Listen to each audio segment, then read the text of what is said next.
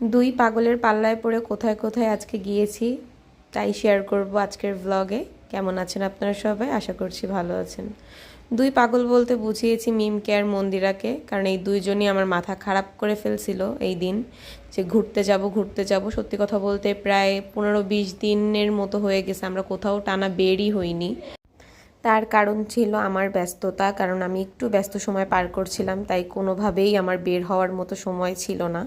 তারপরে প্ল্যান করলাম যে আমরা পিৎজা বার্গে যাব। আসলে এখন আমি সব থেকে বেশি টাইম স্পেন্ড করি পিৎজা বার্গে।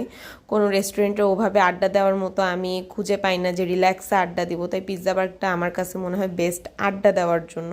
তাই সবাই বললো যে পিৎজা বার্গেই আমরা বসবো, তাই পিৎজা বার্গে বসে খাবারটা প্রথমে অর্ডার দিয়ে দিই। আর এই খাবারটা ছিল চিকেন ললিপপ, কারণ মিম পাগল বানায় ফেলছে আমারে যে চিকেন ললিপপ খেতে হবে। আর এদিকে আমি ভাবছি মন্দিরে আমার ছবি তুলে দিচ্ছে, কিন্তু না, সে আমার কিছু ভিডিও ক্লিপ নিচ্ছিল।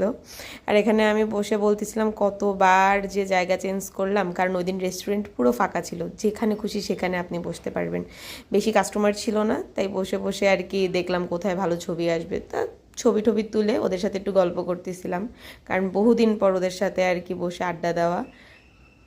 আর এখানে ওদের কষ্টের কথা শুনতেছিলাম। চলুন আপনারাও ওদের একটু কষ্টের কথাগুলো একটু শুনেন।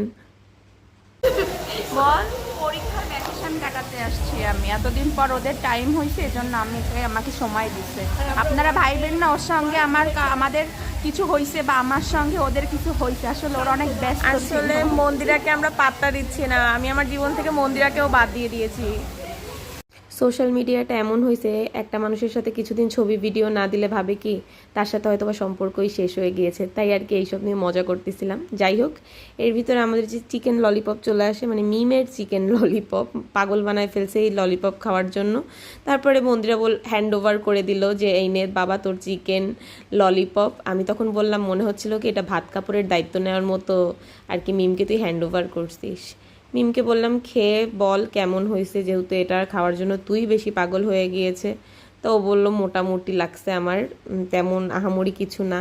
মন্দিরাকে বললাম এবার তুই টেস্ট কর কেমন হয়েছে। মন্দিরা তখন খেয়ে বলল মোটামুটি অ্যাভারেজ, খুব একটা ভালোও না খুব একটা খারাপও না। এরপরে আমার পালা। খেয়ে দেখলাম পুরোটাই একটু চিকেন ফ্রাইয়ের মতো টেস্ট, এছাড়া তেমন কোনো আমি ভিন্ন স্বাদের ভিতরে পাই নাই। এটা খাওয়া দাওয়া করে চলে গেলাম চিলক্সে। চিলক্সে মূলত যাচ্ছি টাকা জলে ফেলার জন্য। আমি কিন্তু আগে থেকেই জানতাম চিলক্সের রিভিউ তেমন আমি কোথাওই ভালো পাইনি, যারাই গিয়েছে তেমন ভালো খাবারের আইটেম বলতে পারিনি। তারপরেও যেহেতু এই রেস্টুরেন্টে